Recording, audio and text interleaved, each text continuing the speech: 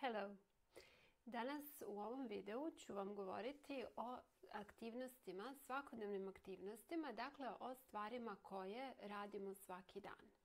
I naravno ovo su veoma važne fraze zato što ćete moći da opišete svoj dan ili da pitate nekoga šta on radi u toku dana, a svi znamo da je to veoma veliki deo naše svakodnevne komunikacije. Pa da pogledamo ove fraze. Make breakfast znači napraviti doručak. Have breakfast, doručkovati. Upamtite da ovde nema nikakvog člana. Znači samo dve reči. Have breakfast ili make breakfast. Isto važi za lunch, ručak i dinner, večeru. Možete reći make lunch, have lunch, make dinner, have dinner. Nikad nema nekog člana u tom slučaju. Check emails, proveriti mailove. Watch TV ili watch movies, gledati TV ili gledati filmove. Read a book, čitati knjigu. Listen to music, listen to podcasts. Listen to music, slušati muziku ili slušati podcast. Upamtite da posle listen uvek ide glagol to. Ako samo kažete listen music, neće biti tačno. Dakle, upamtite listen to music, to su tri reči. Have lunch, kao što smo rekli, samo dve reči. Have lunch, ručati. Spend time with family, spend time with friends, znači provesti vreme sa porodicom ili prijateljima. Inače, ovaj glagol spend se odnosi na vreme, u tom slučaju znači provesti, ili možete da koristite za novac. Spend money, u tom slučaju potrošiti novac. Walk the dog, znači prošetati psa. Go to the gym, ići u teretanu. I kao što vidite imamo član the, go to the gym. 4 reči. Go to the gym. Cook dinner. Spremiti, skuvati večeru. Go out with friends. Znači izaći sa prijateljima. Negde u grad, u bioskop. Go out with friends.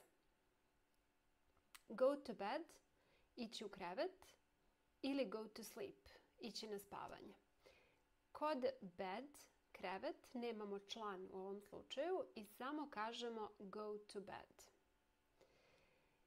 Kao i uvek, ove fraze prepišite, izgovorite ih par puta da budemo sigurni da ste ih zapamtili i proverite da li znate njihovo značenje. Znači, preslušajte se par puta da budemo sigurni da ste i značenje upamtili.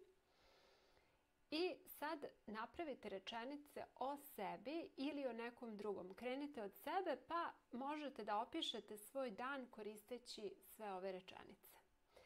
Kao i uvek, ako nešto ne radite, stavite u odrični oblik, to će vam pomoći da i to provežbate, a ako budete imali vremena, možete da opišete i nečiji dan.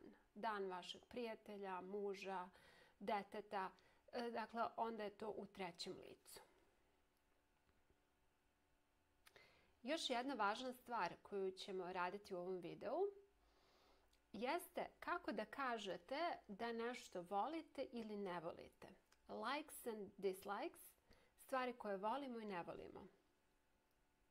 Evo ovdje imamo sve glagole koji su nam potrebni. I like, love, hate, don't like. Like znači sviđa mi se, love znači volim, hate mrzim i don't like ne sviđa mi se nešto, ne volim nešto. Kad stavimo u treće lice she likes, she loves, she hates, she doesn't like. Šta možete da koristite posle ovoga? Možete da koristite imenice. Naprimjer, she likes basketball. Ona voli košarku. She loves tennis. Ona voli tenis, obožava tenis. She hates Japanese food. Ona mrzi japansku hranu. She loves comedies. Ona voli komedije. She doesn't like jazz. Ona ne voli jazz.